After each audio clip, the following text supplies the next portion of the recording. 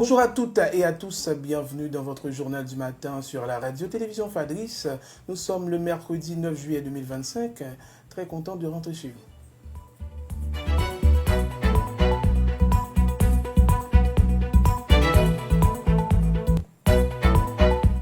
La direction centrale de la police judiciaire DCPJ a convoqué maître Caleb Jean-Baptiste à comparaître dans ses locaux à Clercé 8, route de l'aéroport, prolongée ce vendredi 11 juillet 2025. Cette convocation s'inscrit dans le cadre d'une enquête en cours, selon une correspondance datée du mardi 8 juillet signée par le directeur central par intérim de la DCPJ.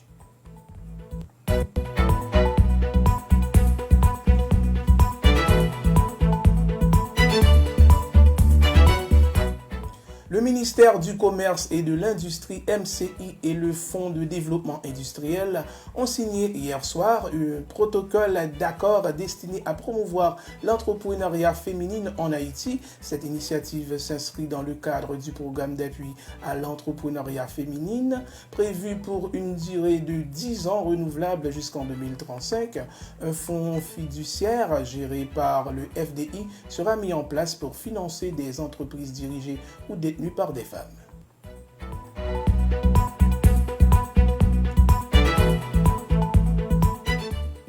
À l'occasion de la 16e édition des Mardis de la Nation, le ministre du Tourisme a présenté aux Cap-Haïtiens une vision ambitieuse pour la relance du secteur touristique.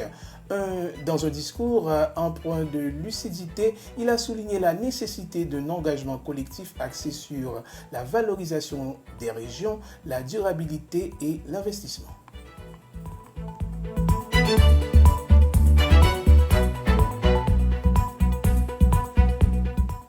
Suite à l'incendie qui a détruit l'hôtel Olofsson dans la nuit du 6 au 16 juillet, l'ambassade des États-Unis en Haïti a exprimé sa profonde tristesse face à la perte de ce monument historique emblématique. Dans un message publié le 8 juillet sur les réseaux sociaux, elle qualifie la destruction de l'établissement de tragédie pour le patrimoine culturel haïtien et appelle à un renforcement urgent des mesures de sécurité.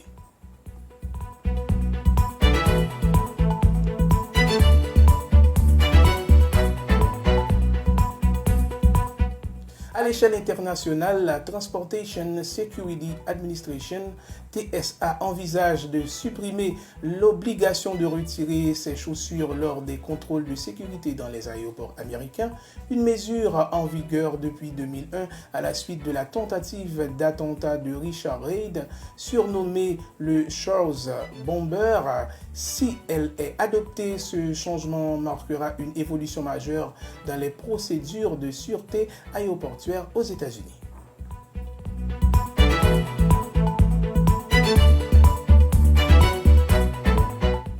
L'Europe occidentale fait face à une vague de chaleur exceptionnelle. Selon une étude récente, les températures ont grimpé de 2 à 4 degrés Celsius dans de nombreuses villes, provoquant environ 2300 décès prématurés, dont près des 2 tiers seraient liés au dérèglement climatique.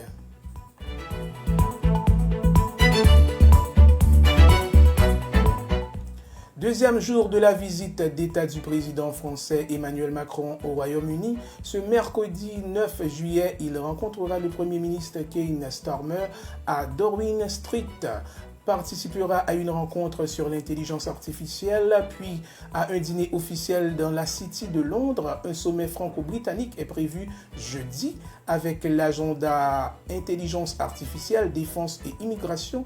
Londres espère finaliser un accord avec Paris.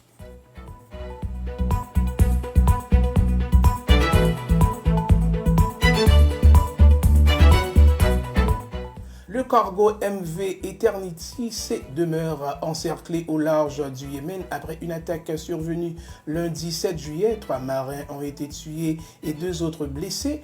Aucune revendication n'a été formulée pour l'instant. Moins de 24 heures auparavant, un autre navire, le Magic C, avait également été visé, vraisemblablement par des rebelles Houthis. Ces 2 attaques consécutives ravivent les craintes d'une escalade malgré l'accord de cessez-le-feu conclu en mai entre les outils et les États-Unis.